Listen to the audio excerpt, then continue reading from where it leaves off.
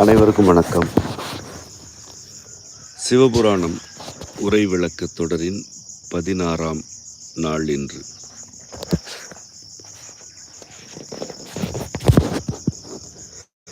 கறந்த பால் கண்ணலோடு நெய் கலந்தார் போல சிறந்தடியார் சிந்தனையுள் தேனூறி நின்று பிறந்த பிறப்பருக்கும் எங்கள் பெருமான். நிறங்களோர் ஐந்துடையாய் விண்ணோர்களேத்த மறைந்திருந்தாய் எம்பெருமான்.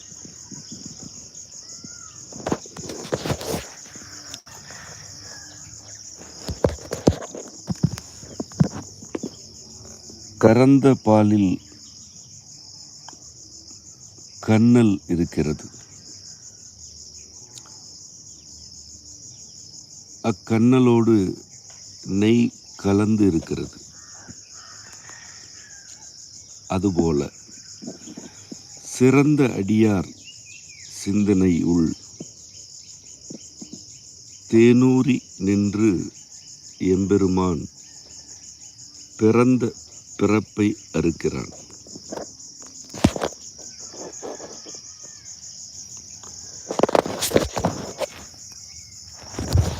கறந்த பால்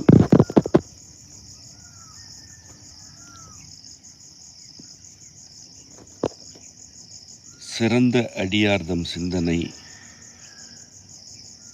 பிறந்த பிறப்பு, இந்த மூன்றும் ஒரு பொருள் அடிப்படையிலான அணிவரிசையாக இருக்கின்றன. கறந்த பால் இயல்பானது. அந்த இயல்பின் அளவில் அது தூய்மையானது. சிறந்த அடியார்தம் சிந்தனை அவ்வாறே இயல்பாகவும் அதற்கு உரிய தூய்மையுடனும் இருப்பது.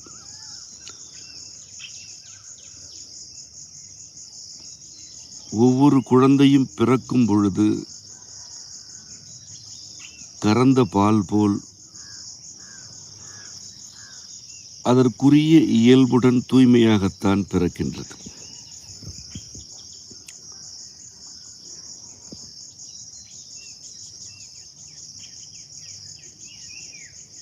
கறந்த பால் முறைப்படுத்தப்படவில்லை என்றால் இயல்பில் திரிந்து போகிறது, அதன் தூய்மை கெடுகிறது.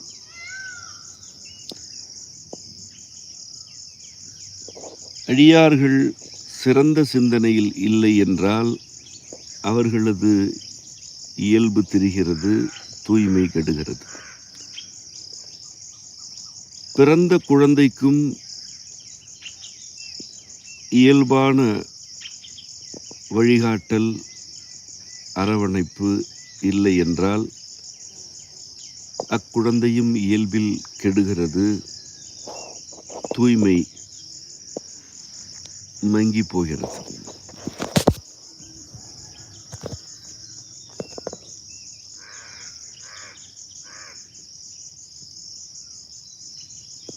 கறந்த பால் கண்ணலோடு நெய் கலந்து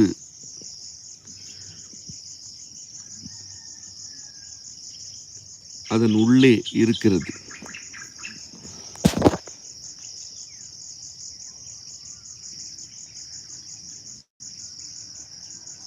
இது முறைப்படுத்தப்பட்டு நெறிப்படுத்தப்பட்டு அடுத்தடுத்த வடிவ நிலைகளை அடைந்தால்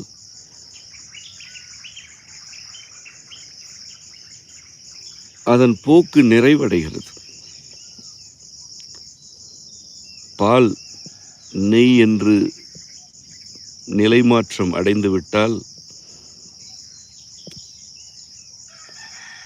அதன் போக்கு நிறைவுற்று விடுகிறது.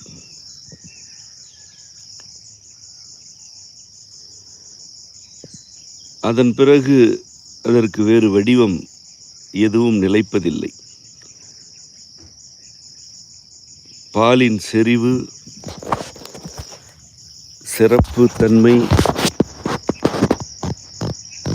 ஆகிய யாவும் நெய் எனும் வடிவத்தோடு நிறைவடைகின்றன.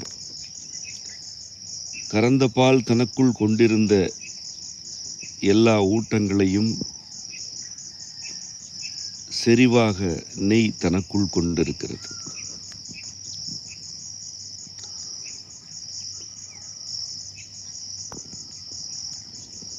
சிறந்த அடியார் இவ்வாறு அவரவர் இயல்பில் கெடாமல் இருக்கிறார்கள். அவர்களுடைய சிந்தனை நிறைவு நோக்கி பயணிக்கிறது. பால் நெய் என்று மாற்றமடைந்த பின்னர் நிறைவுறுவது போல சிறந்த அடியார்தம் நிலை மாற்றம் நிறைவு நோக்கியது.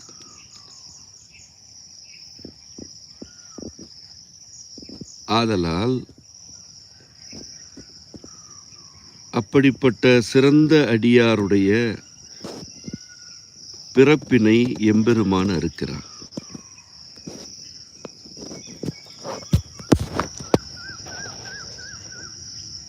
கண்ணல் என்ற சொல் ஒரு ஆழ்ந்த கருத்தினை தனக்குள் கொண்டது. கண்ணல் என்றால் இனிப்பு என பொருள் புரிந்து கொள்ளப்படுகிறது. அது சரியானதுதான். ஆயினும் அது மட்டுமே அதற்கு உரிய பொருள் அல்ல. இனிப்பு என்ற சுவை கண்ணல் கொண்டுள்ள தன்மைகளில் ஒன்று, அவ்வளவுதான்.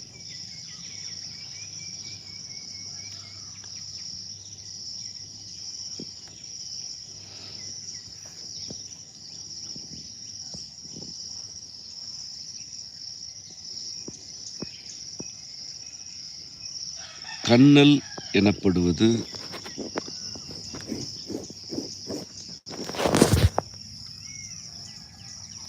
ஒரு பொருளின் சாரமான தன்மை ஆகும். கறந்த பாலில் கண்ணல் இருக்கிறது.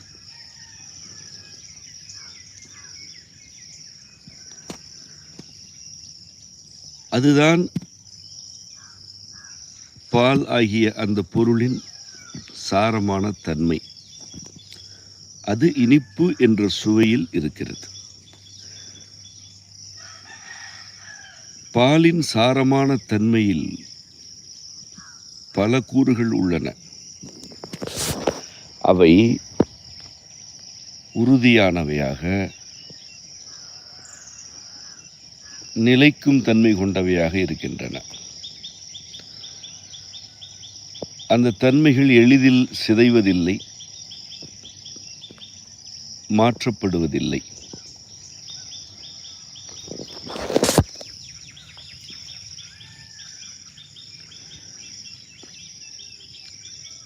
இந்த கண்ணல் என்ற தன்மை ஒவ்வொரு பொருளுக்கு உள்ளும் இருந்து அந்த பொருளை முதிர்ச்சியை நோக்கி அழைத்துச் செல்கிறது.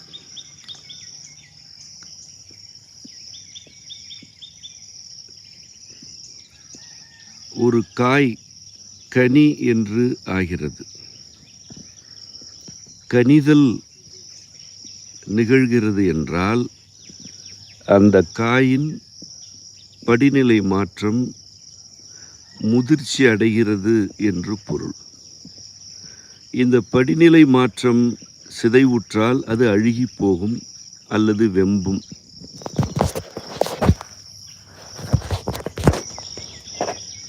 கண் என்ற ஈரெழுத்துதான் கனி என்றாகிறது.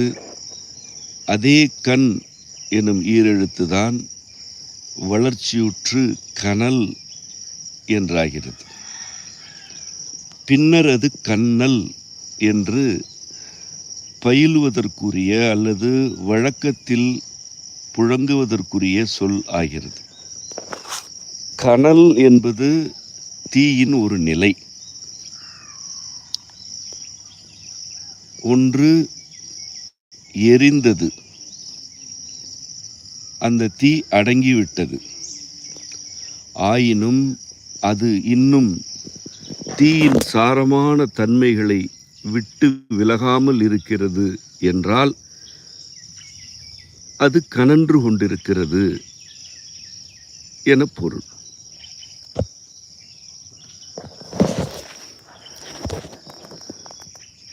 கனல் ஒரு நெருப்பின் படிநிலையில் எழுகிறது என்றால் அந்த நெருப்பு ஓர் உறுதியான பொருளின் மீது பற்றி எரிந்தது என்று பொருள். உறுதியற்றவற்றின் மீது தீ வைக்கப்படுகிறது என்றால் கனல் இருக்காது, சாம்பல் தான் இருக்கும். ஆதலால் கண் எனும் சொல் ஓர் உறுதியான தன்மையினை அடிப்படையாக கொண்டது. இது கனல் ஆகும்போது அந்த உறுதித்தன்மை இன்னும் இருக்கிறது, அது மறைந்து விடவில்லை, சிதைந்து விடவில்லை என்ற பொருளாகிறது.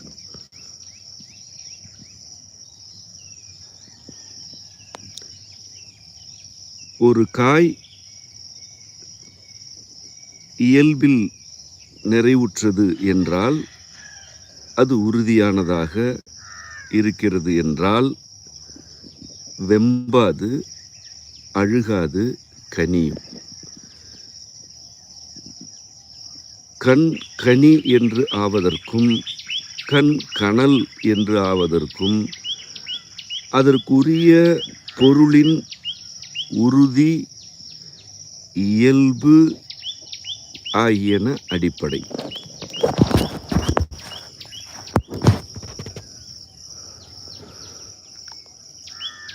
கறந்த பாலில் கன்னல் இருக்கிறது என்பதனை மாணிக்கவாசகப் பெருமான் உரைக்கிறார்.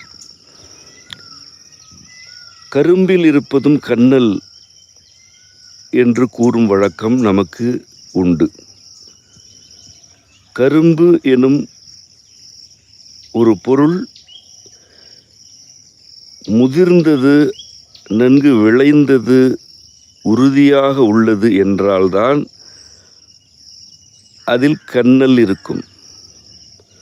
அது பிஞ்சு என்றாலோ அல்லது பூச்சி தாக்குதலுக்கு உட்பட்டாலோ அதில் கன்னல் இருக்காது. ஆதலால் தான் கன்னல் எனும் சொல்லை இனிப்பு சுவையோடு மட்டும் பொருத்தி புரிந்து கொள்ளக்கூடாது என கூறுகிறேன். எது இயல்பில் வழுவாமல் புறத்தாக்குதல்களுக்கு ஆட்படாமல் தன் போக்கில் உறுதியாக நிற்கிறதோ அதுதான் கனியும், அதிலிருந்து தான் கன்னல் விளையும்.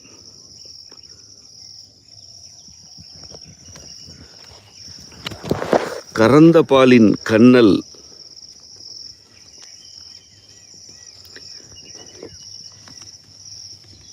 அப்பாலின் இயல்பு, உறுதித்தன்மை ஆகியவற்றிலிருந்து விளைகிறது.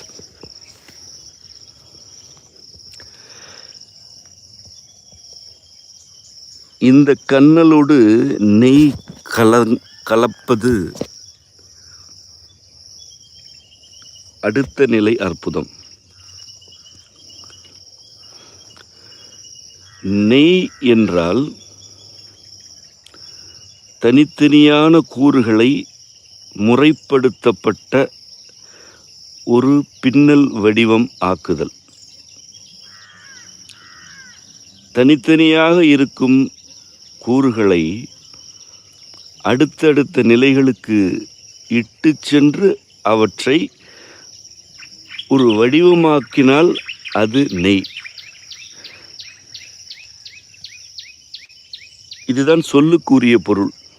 இதிலிருந்து தான் நெய் எனும் ஒரு நீர்மத்திற்கு பெயர் வழங்கப்பட்டது. எள்ளில் இருப்பது எண்ணெய், தேங்காயில் இருப்பது தேங்காயின் நெய். இன்று யாவற்றையும் எண்ணெய் என்று கூறும் வழக்கம் இருக்கிறது. அது பிழையானது. எள்ளில் இருப்பது தான் எண்ணெய், அதுதான் எண்ணெய் என்று ஆயிற்று. பாலில் இருப்பது பசு நெய் என்றுதான் அழைக்கப்பட்டது. நெய்தல் என்பது நம் நிலத்தின் வகைகளுள் ஒன்று. அது கடலோரத்து மணற்பரப்பினை குறிப்பது. மணலும் மணல் சார்ந்த இடமும் என்று இன்று கூறப்பட்டிருக்க வேண்டும். அதற்கு மாறாக கடலும் கடல் சார்ந்த இடமும் என்று அது கூறப்பட்டிருக்கிறது. தொல்காப்பியத்தில் மணல் என்றுதான் கூறப்பட்டிருக்கிறது அன்றி கடல் என நேரடியாக கூறப்படவில்லை. கடல் புறந்தள்ளும் மணற்பரப்பு நெய்தல் என்று கூறப்பட்டது.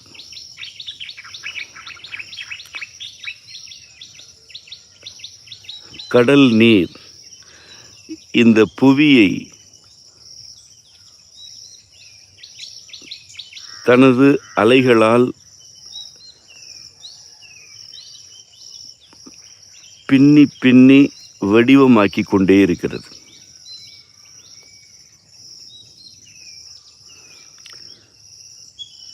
எவ்வளவு காடு இருந்தாலும் மலை இருந்தாலும்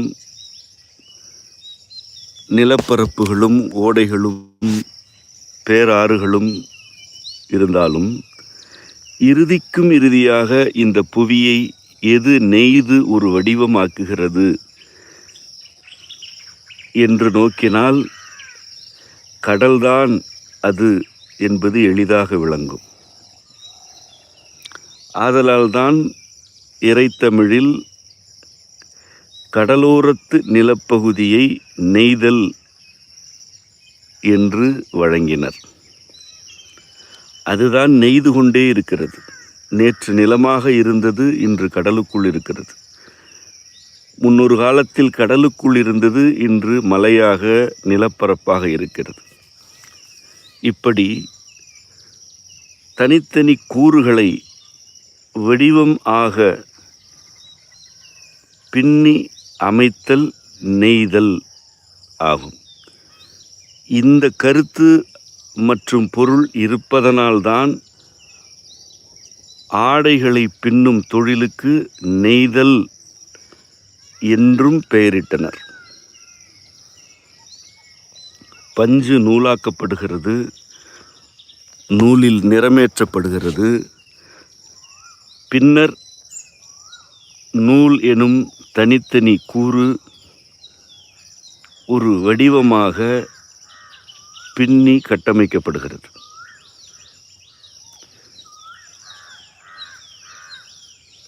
கறந்த பாலின் உள்ளிருக்கும்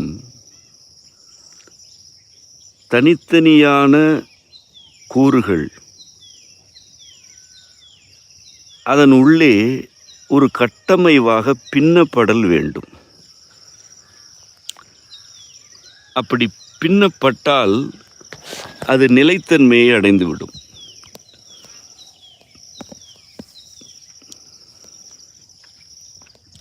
பால் சூடேற்றப்படுகிறது, பின்னர் அது தயிர் என்று மாற்றப்படுகிறது. அது கடைந்தெடுக்கப்பட்டு வெண்ணெய் ஆகிறது. அது மேலும் சூடேற்றப்பட்டு நெய் என்று வடித்தெடுக்கப்படுகிறது. இப்பொழுது நெய் என ஒரு பொருள் உருப்பெற்றுள்ளது அல்லவா? இந்த பொருள் பாலிலிருந்து படிப்படியாக நெய்யப்பட்டது. ஒவ்வொரு நிலையிலும் மாற்றம் நிகழ்கிறது. அந்த மாற்றத்தில் கன்னல் எனும் இயல்பு மற்றும் செறிவு உறுதியாக இருக்கிறது.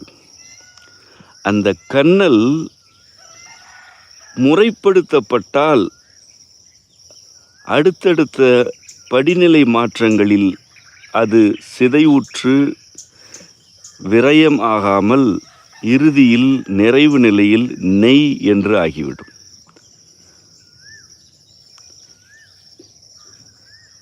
இதன் பிறகு அதற்கு வேறு உறுதியான வடிவம் இல்லை.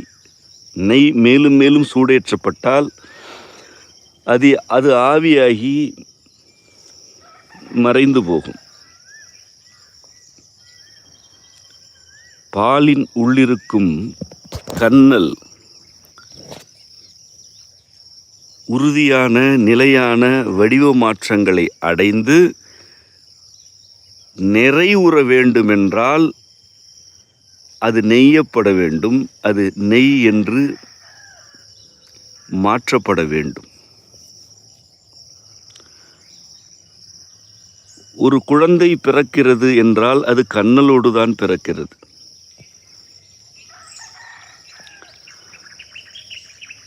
அந்த குழந்தைக்கு உள்ளே உறுதியான இயல்புகள் இருக்கின்றன.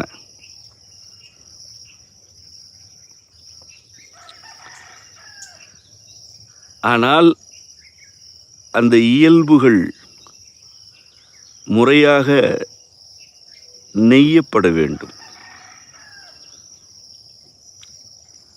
முறைப்படுத்தப்படாத பால் திரிந்து போகும்.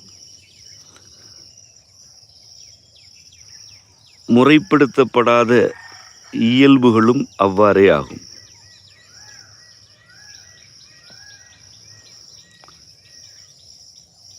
சிறந்த அடியார்தம் சிந்தனை எனப்படுவது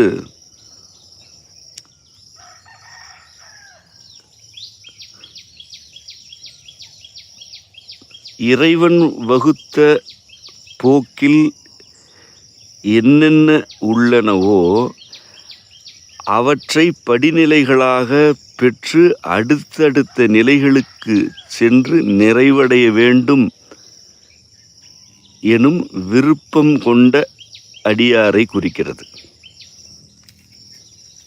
இதுதான் இன்றியமையாத கொள்கை என நான் கருதுகிறேன். கறந்த பால் கன்னலோடு நெய் கலந்தார் போல என்று மாணிக்கவாசக பெருமான் கூறுகிறார். கறந்த பால் கன்னலோடு நெய் கலந்து இருக்கிறது.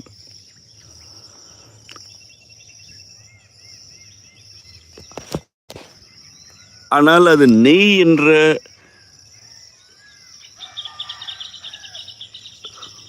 உருவ நிலையை இறுதியில் தான் அடைகிறது. பசுவின் காம்பிலிருந்து பால் பீச்சப்படும் அந்த ஒரு குறிப்பிட்ட பொழுதிலும் நெய் இருக்கிறது. ஆனால் நெய் நமக்கு வெளிப்படையாக புலனாவதில்லை. அது உள்ளே மறைந்திருக்கிறது. அது பால் கொண்டுள்ள கன்னலை பின்னி பின்னி நெய்து கொண்டே இருக்கிறது.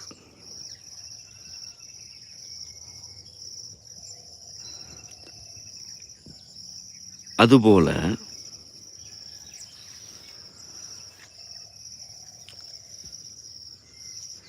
இறைவன் சிறந்த அடியார் சிந்தனையுள்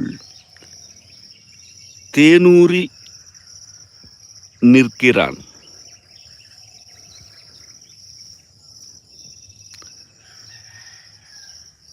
மலர்களில் மகரந்த துகள்கள் இருக்கின்றன. அவற்றிலிருந்து நீர்மம் சுரக்கிறது.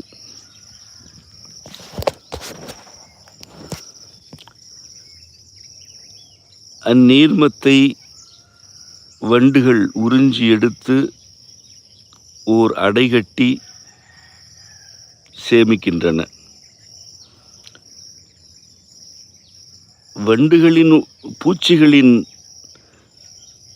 வண்டுகள் அல்ல தேன் பூச்சிகள் அடைகட்டி சேமிக்கின்றன. அந்த பூச்சிகளின் உடலிலிருந்தும் நீர்மம் சுரந்து அடையில் சேமிக்கப்பட்ட மகரந்த துளிகள் முதிர்ந்து நிறைவு நிலையை அடைந்த பிறகு தேன் என்ற பொருளுக்கு வடிவம் கிடைக்கிறது, இயல்பு அமைகிறது.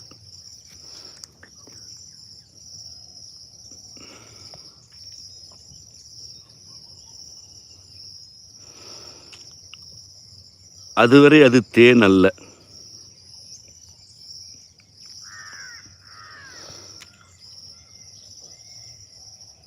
மலர்களில் உள்ள மகரந்தம் கொண்டிருந்த சாரம் அல்லது அம்மலர்களுக்குரிய கன்னல்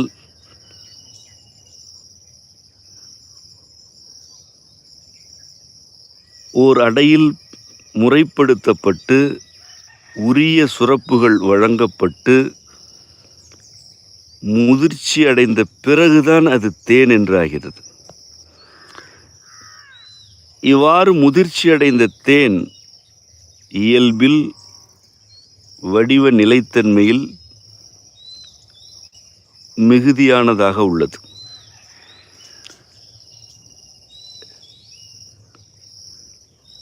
பால் சில நாழிகையில் திரிந்து போகும். தயிர் அதனை விட கூடுதலான நாழிகைக்கு பின்னர் திரிந்து போகும். தயிரை காட்டிலும் வெண்ணெய் கூடுதல் காலம் இயல்பில் தெரியாமல் இருக்கும், பின்னர் அதுவும் கெடும். இவை யாவற்றையும் விட மிகுதியான காலத்திற்கு இயல்பில் தெரியாமல் இருப்பது நெய். மலர்கள் வாடி வதங்கி போவன, அதன் மகரந்த துகள்கள் சிதைவன. அதிலிருந்து ஊற்றெடுக்கும் நீர்மத்தை நாம் கோது என்ற சொல்லால் அழைப்பது வழக்கம். அந்த கோது எளிதில் சிதைந்து போகும். ஆனால் இவை யாவும் முறைப்படுத்தப்பட்ட பின்னர் விளையும் தேன் எனும் பொருள் நீண்ட காலத்திற்கு இயல்பில் சிதையாமல் நிலைக்கும்.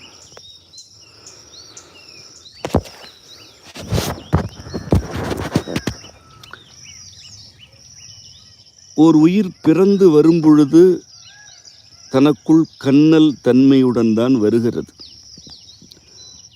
அது முறைப்படுத்தப்பட்டால் அதற்குரிய முதிர்ச்சியை அடைந்து நிறைவடையும்.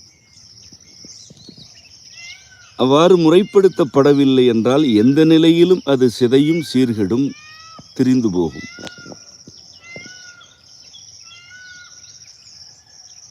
அந்த உயிர் பிறப்பெடுக்கும் பொழுதே அதற்கு உள்ளே சிந்தனையை பொதித்து வைத்தவன் இறைவன். அந்த சிந்தனையின் உள்ளே தேன் ஊற்றாக இருப்பவனும் அவனே.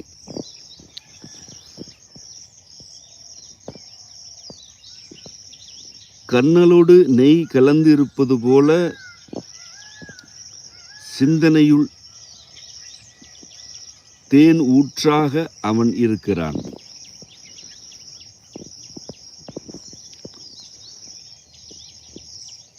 இதனை உணர்ந்து கொண்டு சிந்தையில் இருக்கும் எம்பெருமானை தொழுது வேண்டி வாழ்கையில் பல்வேறு படிநிலைகளை கடந்தும் நிறைவுற்று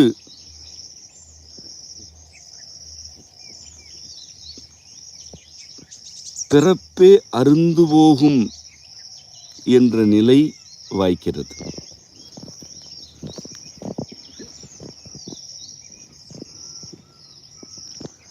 பிறந்த பிறப்பினை அறுக்க வேண்டும் என்றால் ஒன்று தனது பிறப்பின் அடுத்தடுத்த படிநிலைகளை கடந்து உள்வாங்கி மாற்றமடைந்து நிறைவடைய வேண்டும். பால் நெய்யென்று நிறைவுற வேண்டும். மகரந்த துகள் தேன் என்று நிறைவுற வேண்டும். அதன் பிறகு வளர்வதற்கும் மாற்றமடைவதற்கும் எதுவும் இல்லை. ஆதலால் அந்த பிறப்பு அருந்து போகிறது. சிறந்த அடியார் எவரோ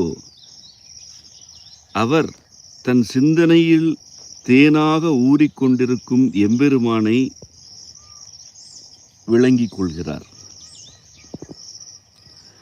அவன் தன்னை நெய்து கொண்டுதான் இருக்கிறான் என்பதனை அவ்வடியார் அறிந்து கொள்கிறார். அவன் தன்னை நிறைவுறச் செய்து தனக்குரிய பிறவி தொடர்ச்சியை அறுப்பான் என்று அவர் உறுதியாக அக்கொள்கையை பற்றி கொள்கிறார்.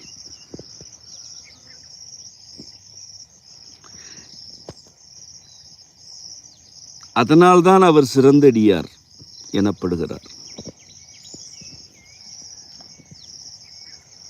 அடியார் யாவர்க்கும் அவன் பிறப்பினை அறுக்கிறான் என்று நாம் கொள்ள வாய்ப்பில்லை. சிறந்த அடியார் எனப்படுபவர் சிந்தனைக்குள் இருந்து வழிநடத்தும் இறைவனது சொற்களை, நெறிப்படுத்தல்களை அப்படியே ஏற்றுக்கொள்பவர்.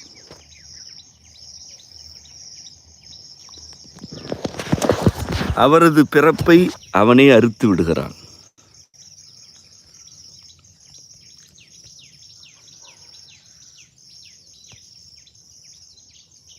இப்படி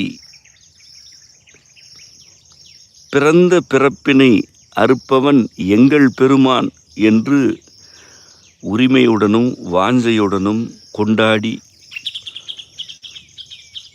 பாடுகிறார் மாணிக்கவாசக பெருமான்.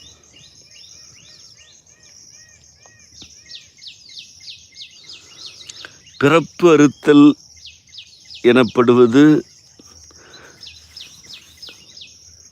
தன்முனைவு, தன்முயற்சி, புற அறிவு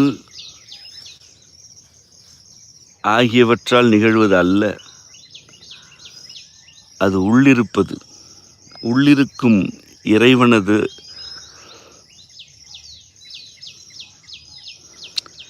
வழிகாட்டலால் தன்முயற்சிகளை தனித்து கொண்டு அவனது வினைகளுக்கு ஆட்படுவதனால் அமைவது.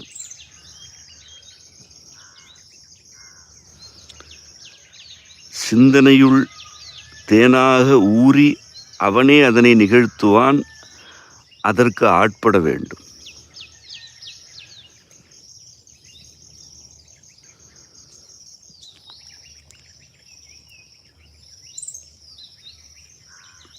பிறப்பு அறுத்தல் என்பதற்காக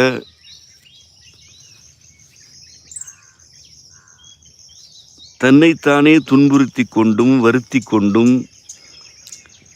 முயற்சிகளை மேற்கொண்ட அயல் சமயத்தவர்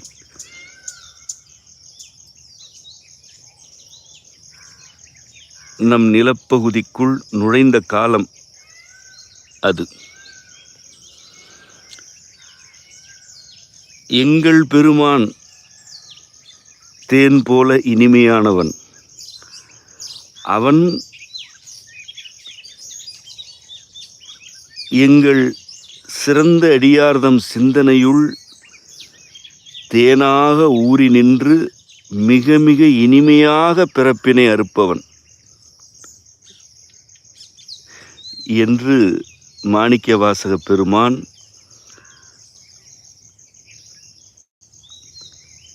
அயல் சமயத்தவரை ஒதுக்கி ஓரங்கட்டிவிட்டு நம் பெருமான் எவ்வளவு இனிமையானவன் என நமக்கு கற்பிக்கிறார். திருவாசகமெங்கும் அவ்வாறான அயல் சமயத்தவரை அவர் சாடி பாடிய சான்றுகள் கொட்டி கிடக்கின்றன.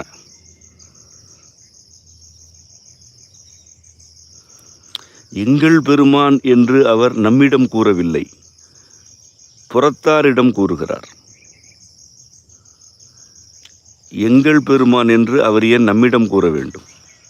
அவன் நம் பெருமான்.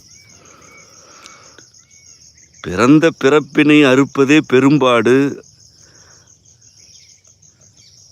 அதற்காக உடலை வருத்த வேண்டும், உடன் இருப்பவர்களை துன்புறுத்த வேண்டும் என்றெல்லாம் கதை கட்டி இறைவனுக்கு எதிரான மாறான வல்வினைகளில் ஈடுபட்டு கொண்டிருந்த கூட்டத்தாரை நோக்காமல் நோக்கி, எங்கள் பெருமான் தேன் போன்ற இனிய தன்மைகளாலேயே எங்கள் பிறப்பினை அறுப்பான் என்கிறார் அவர்.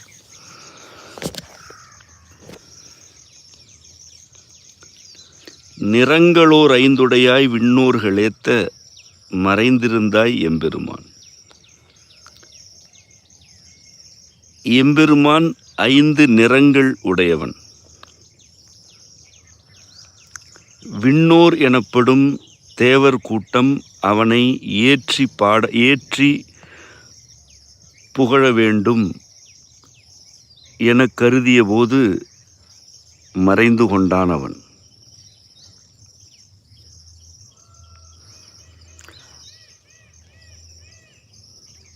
நிறங்கள் எனப்படுவன காட்சி புலனுக்கு வெளிப்படும் இயல்புடையவை.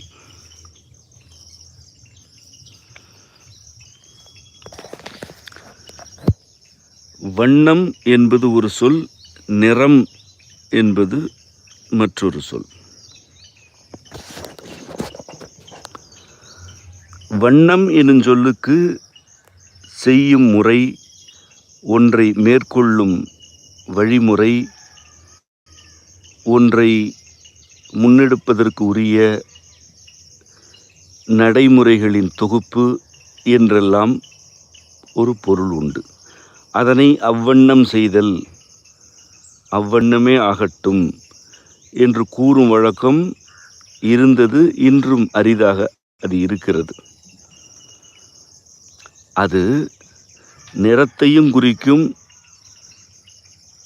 ஒன்றை செய்வதற்குரிய முறைகளின் தொகுப்பு என்ற வகையில் தன்மையினையும் குறிக்கும். நிறம் எனும் சொல் அவ்வாறானது அல்ல.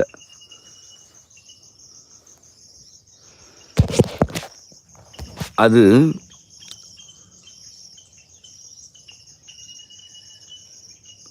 இறுக்கமான, மிக உறுதியான பொருட்கள் இறுக்கத்திலிருந்து தளர்ந்து தணிந்து வெளிப்படும் பொழுது உருவெடுக்கும் தோற்றத்தை குறிக்கிறது. இறை எனும் சொல்லை ஏற்கனவே விளக்கினேன். இறுக்கமான மூலம் தன்னை தாழ்த்தி தணித்து கொண்டு யாவற்றையும் தானே உள்ளடக்கி வெளிப்படுதல் இறை என்பது அதன் சுருக்கம். நிறம் எனும் சொல்லுக்கும் அடிப்படையானது இறுக்கம் ஆகிய கருத்துகளே. எது நிறம் என்று இருக்கிறதோ அது இறுக்கமான ஒன்றின் இறுதி வெளிப்பாடு என கொள்ளப்பட வேண்டும்.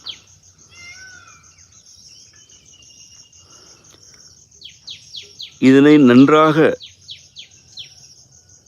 உள்வாங்குங்கள். ஒரு பொருள் கருமை நிறத்தில் இருக்கிறது. இந்த கருமை நிறத்தின் மீது வெப்பம் செயல்பட்டு அதன்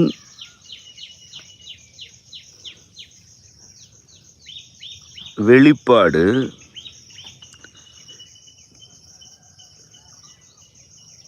தணிந்து தணிந்து சாம்பல் என்று அது மாற்றமடைகிறது. கரி சாம்பலாகிறது.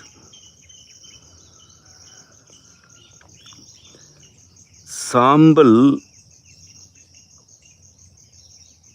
என்பது வண்ணம், அது நிறமல்ல. இந்த சாம்பல் மேலும் மேலும் வெம்மைக்கு அல்லது வெப்பத்திற்கு ஆட்பட்டு வெண்மை என்று ஆகிவிட்டால் அது நிறம், வண்ணமல்ல. இப்பொழுது கருமை வெண்மை ஆகிவிட்டது. கருமை வெண்மை ஆகிய இரண்டும் நிறம். கருமை வெண்மை ஆவதற்குரிய படிநிலைகளில் எவையெல்லாம் வெளிப்பட்டனவோ அவையெல்லாம் வண்ணங்கள். இதனால்தான் ஒரு செயல் செய்யப்படுவதற்குரிய நடைமுறைகளை வண்ணம் என நாம் குறித்தோம். அவ்வண்ணம் செய்தல் என்றால் ஒரு செயல் நிறைவடையவில்லை, நிறைவு நோக்கி அது நகர்ந்து கொண்டிருக்கிறது. அந்த நகர்விற்கு மேற்கொள்ளப்படும் நடைமுறைகள் யாவும் வண்ணம் எனப்பட்டன. நிறங்கள் எனப்படுவன உறுதியான நிலைகள். கருமை ஒரு நிலை, அது எளிதில் மாற்றமடையாது. வெண்மை ஒரு நிலை, அது எளிதில் மாற்றமடையாது. 5 நிறங்கள் இறைவனுக்கு உள்ளன என்று மாணிக்கவாசகர் கூறுகிறார். அவை கருமை, கருநீலம், மஞ்சள், செம்மை, வெண்மை. இவைதாம் வண்ணங்கள் என்று இவ்விடத்தில் அவர் கூறவில்லை. ஆயினும் காரைக்கால் அம்மையின் அற்புத திருவந்தாதியிலும் திருவாசகத்திலும் மற்ற நம் முன்னோர் இயற்றிய மறைநூல்களிலும் இந்த 5 வண்ணங்களே கூறப்பட்டிருக்கின்றன. மெய்ஞான்ற கண்டத்து வானோர் பெருமான் என்று இறைவன் மை ஆகிய கருமை கண்டத்து பெருமான் என அம்மையார் கூறுகிறார். அவனுடைய மிடறு கருநீலமானது என்று அம்மையாரும் பாடினார், பிறரும் பாடினர்.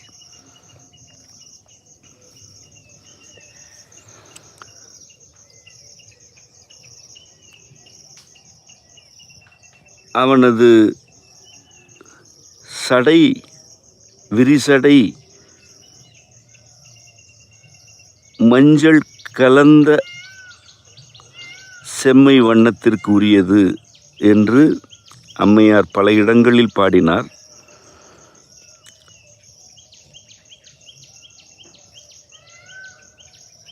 அதே கருத்து வேறு மறைநூல்களிலும் உள்ளது.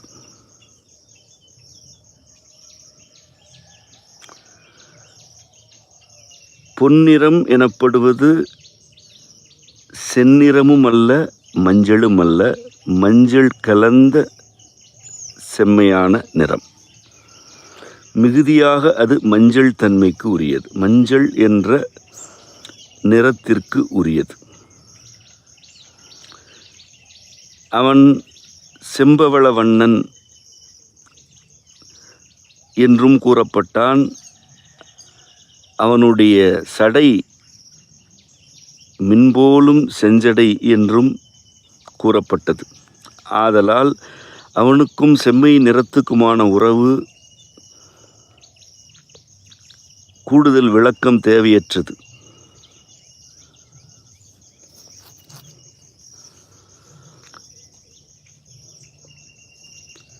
மாசற்ற சோதி என்று அவன் மாணிக்கவாசக பெருமானால் விளிக்கப்படும் பொழுதே வெண்மை நிறம் அவனுக்கு உரியது என்று நாம் எளிதாக விளங்கிக் கொள்கிறோம்.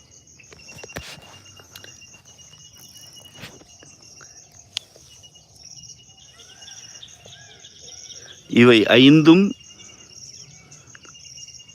எம்பெருமானுக்கு உரிய நிறங்கள்.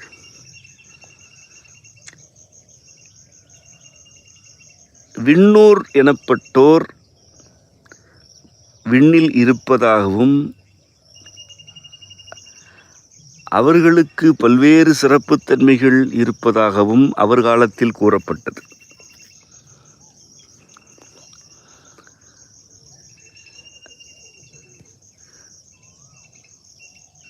இறைவன் 5 நிறங்களில் இருக்கிறான். ஆனால் அந்த 5 நிறங்களையும் விண்ணோருக்கு மறைத்து வைத்திருக்கிறான்.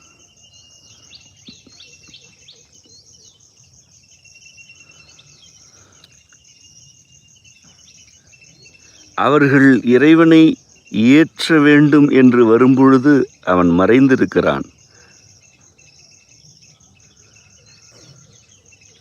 அவர்களால் அவனை காண இயலாது.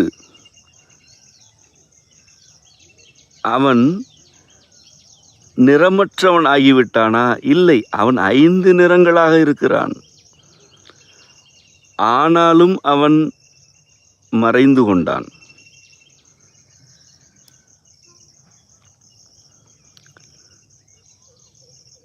பசுவின் காம்பிலிருந்து சுரப்பது பால்.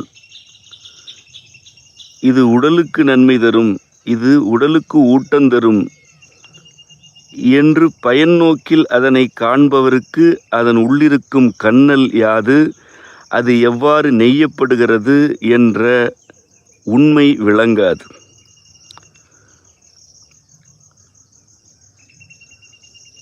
இன்று இப்பிறவியில் நாம் இருக்கிறோம். இந்த பிறவியை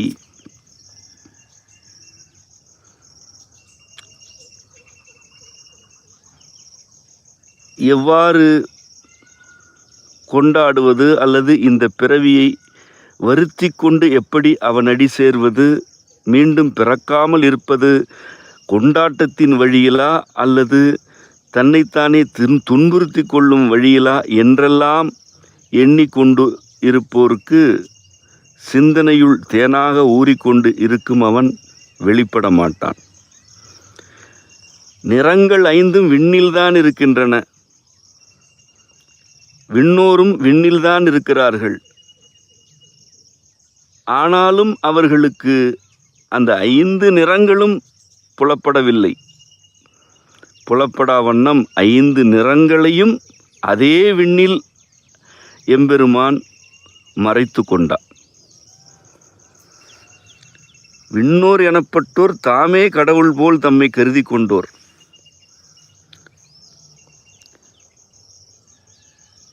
நீயே உன்னை கடவுள் என்று கருதி கொள்வாயாயின்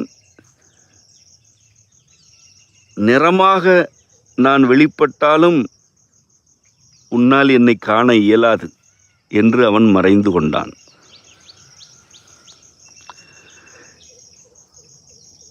இந்த பிறப்பும் இதில் எனக்கு கிடைக்கும் நன்மைகளும் வெற்றிகளும் என்னால் ஆனவை என்று ஒருவர் கருதி கொள்வாராயின் அவர் சிந்தனையுள்ளும் தேனாக ஊறும் அவன் தன்னை மறைத்து கொள்வான்.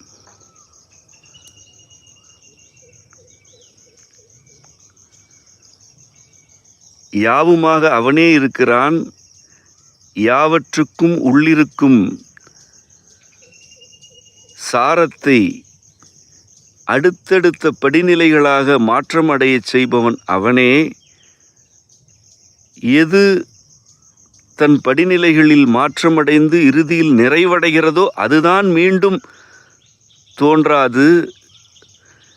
எந்த மனிதர் தன் பிறப்பில் நிறைவடைகிறாரோ அவரே மீண்டும் பிறப்பதில்லை. ஒரு பொருள் இன்னொரு பொருளாக வடிவ மாற்றம் அடைந்து அதன் நிறைவு நிலையை அடைவதற்கு அந்த பொருளின் உள்ளிருக்கும் கண்ணலோடு நெய்யாக கலந்திருக்கும் நுட்பம்தான் அடிப்படையே அன்றி அந்த பொருளின் பயன்பாடு, அந்த பொருளின் புறத்தோற்றம் ஆகியன அல்ல. ஒரு உயிர் பிறந்து அடுத்தடுத்த படிநிலைகளை அடைந்து பெற வேண்டியவற்றை பெற்று விட வேண்டியவற்றை விட்டு முதிர்ந்து நிறைவுற வேண்டுமென்றால் அவற்றிற்குரிய வழிகாட்டல்களை சிந்தனையுள் தேனாக ஊறும் எம்பெருமானே வழங்குவான் என்பது உண்மை. அவர்கள் நிறங்கள் 5ஐயும் காணும்படி எம்பெருமான் தோன்றி வெளிப்படுகிறான். மாறாக நான், எனது, என்னால், எனக்காக என்று இருக்கும் மாந்தர்க்கும் நானே கடவுள் என தன்னை கூறிக்கொண்ட கூட்டத்திற்கும் அவன் தன்னை மறைத்து கொள்கிறான்.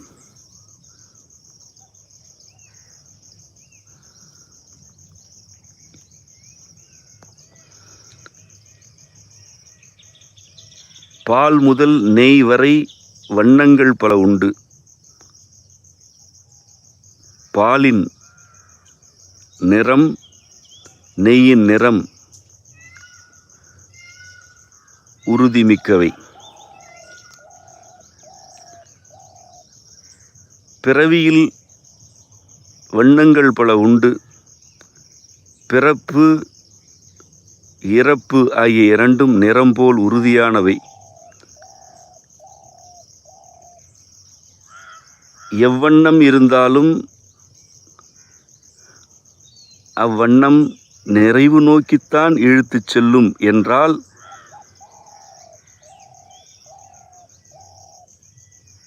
அந்த இழுப்பிற்கு தன்னை ஒப்படைத்துக் கொள்வோர் நிறம் ஆவர். இல்லையென்றால் வண்ண மாற்றங்களுக்கு உட்பட்டு உழன்று கொண்டிருக்க வேண்டும். உள்ளிருந்து தேனாக ஊறுபவனே இந்த நிறமாற்றத்தை நல்கும் வழிமுறைகளை சிந்தையுள் உணர்த்தி கொண்டே இருக்கிறான்.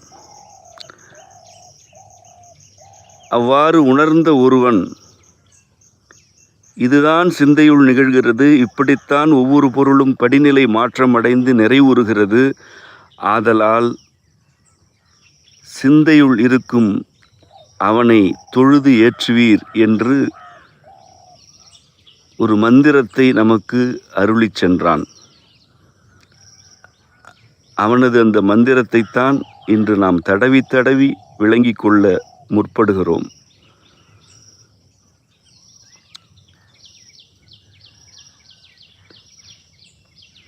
சிவபுராணம் மட்டுமல்ல, திருவாசகத்தின் பிற பகுதிகளும் இறைவனை மிக அருகில் நமக்கு காட்டுவனவே. ஆழ்ந்து விளங்கி கொண்டால் இறைவனை காண்பதை எவரும் தடுக்க இயலாது. விளக்கத்தின் போக்கிலிருந்து விலகினால் இறைவனே கட்டி அணைத்தாலும் உணர்ச்சியே மறத்து போகும் அளவுக்கு மனநிலையில் தடுமாற்றம் எழுந்துவிடும். ஆதலால் மாணிக்கவாசகர் அருளிய மந்திரத்தை விளங்கிக் கொள்ள வேண்டும், அதன் வழியில் நிற்க வேண்டும். அதற்கும் நீயே அருள்வாய் எம்பெரும என்று நாம் வேண்டிக் கொள்வோம். இத்துடன் இன்றைய பாடம் நிறைவுற்றது. மீண்டும் அடுத்த வகுப்பில் இணைவோம். உங்கள் அனைவருக்கும் அம்மையப்பர் அருள் நிறைவதாக. நன்றி.